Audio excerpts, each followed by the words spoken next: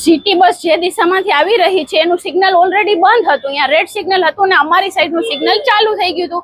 તો એ ભાઈ મારે ગાડી મારી ઊભી રાખવી પડી અને એ એટલી ઉપરથી ક્રોસ કરીને ગઈ કે અમે જે સિગ્નલ ખોલી ગયું હતું એ સિગ્નલ સાઈડના બધા લોકોને ઊભું રહેવું પડ્યું. એટલે આજ અમે એમની પીછો કર્યો ને એમને ભાઈને ઊભા રાખીને પૂછ્યું કે ભાઈ તમને પરમિશન છે કે સામે રેડ સિગ્નલ થઈ જાય તો તમારે જતું જ રહેવાનું?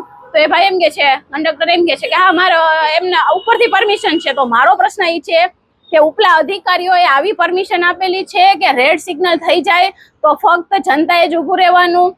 શું ટ્રાફિક શાખા એ કોઈને આ લાગુ નથી પડતું કે ભાઈ બસ સિટી બસ ગમે અહીંયા મન ફાવે એમ ચલાવશે, મન ફાવે સિગ્નલ તોડીને જશે? અને ભાઈ તો બેશરમીથી એવું કહે છે કે અમને ઉપરથી પરમિશન આપેલી છે, ઉપરથી એમ કીધું છે કે તમે કોઈ પણ સિગ્નલ તોડી નાખજો, તમને કોઈ મેમો નહીં આવે. એટલે મારો પ્રશ્ન એ છે કે નિયમો ફક્ત જનતા માટે જ છે? શું ફરી પાછું ઇન્દિરા સર્કલે જે કાંડ થયું હતું બસનું એ કાંડ હવે દરેક સિગ્નલે કરવું છે? તો સિટી બસોને આવી બેફામ રીતે ચાલવાની પરમિશન આપો, નહીતર એમના માટે પણ નીતિ નિયમ બનાવો. મેં વિડીયોમાં મૂક્યું જ છે, એમાં એ ભાઈ ચોખ્ખું કહે છે અને પાછું એમની પાસે એમનું લાયસન્સ પણ નહોતું, એમનું આઈડી કાર્ડ પણ નહોતું. તો આવી જ રીતે બેફામ હાલવાનું છે સિટીમાં? શું નિયમો ફક્ત જનતા માટે? લાગે છે કે ક્યાંક ને ક્યાંક જે એજન્સીઓ છે તેઓ બેફામ રીતે આવા જે એમ્પ્લોય છે કે જે ડ્રાઈવર છે તેમની ભરતી કરે છે.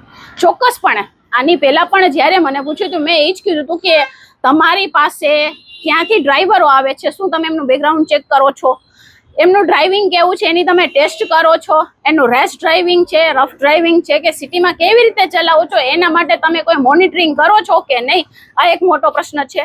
અને ખાસ એજન્સીઓ કે જે એમના દમ ઉપર ડ્રાઈવરો એમ કહે છે કે અમને ઉપરથી પરમિશન છે, તો આ જે એજન્સીઓ છે એમને કોઈ પણ પ્રકારનો ડર છે કે નથી? એમને નીતિ નિયમો મુજબ ચાલવાનું હોય કે ન ચાલવાનું હોય એ પણ એક મોટો પ્રશ્ન છે. શું માણસના જિંદગીની કોઈ કિંમત નથી? અને હમણાં આપણે કેટલા સિટી બસના ઇન્સિડન્ટ જોયા છે કે બેફામ રીતે ચલાવે છે અને ઉડાડી દે છે અને પછાડી દે છે અને મૃત્યુ પણ પામે છે એમ અમુક લોકો. તો આજ આ વસ્તુ ચાલુ રહેશે તો આવી જ રીતે ચાલુ રહેશે અને એજન્સીઓ બેફામ રહેશે. આપણે જોયું જ છે.